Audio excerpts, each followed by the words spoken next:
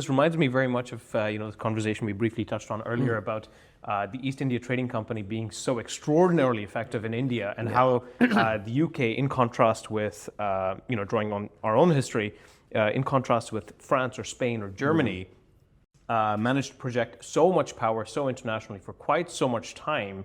It was often called a night watchman empire, insofar as it was incredibly decentralized, mostly relied on trade, commerce, and relationships. And it's quite interesting to see that now that the world is somehow more interconnected, we've sort of given up this strategy and instead adopted a more hierarchical, top-down, centralized approach that hasn't yielded anything. Now, would that be fair to say? Very much, if I can draw upon this, because it's always hard to make a case for the East India Company, and I'm not making very, I know. I'm very adamant. It's a question of capability, right, not morality. But let's think from a British point of view. Let's look at the British crown in the 17th century, right, or 16th century actually, late Tudor times. Sure. Right. It was a small island nation on the periphery of Europe. Usually in comparison to France and Spain, certainly not as wealthy, mostly agricultural, mostly the only export was really wool. Compared to the big empires of the time, even the Spanish one or China or Mughal India, it wasn't even a power at all. It was a small state on the periphery, completely meaningless.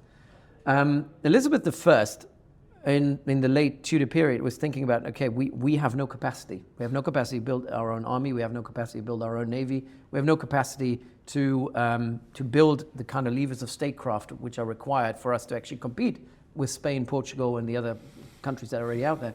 So they said, let's enable the private sector to do that for us, kind of following the Dutch model. Dutch, same thing, small state, small republic.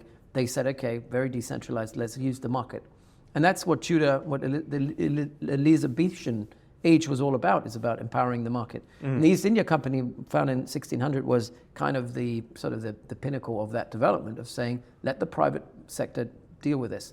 Let's go out, discover trade routes, empowering, giving a charter, a monopoly to a company to say, you build that relationship, you have you raise the capital, which is also, you go to the market, you raise the capital to build a fleet, have that fleet, raise capital to pay for people to go and work on the ships, and then go out there.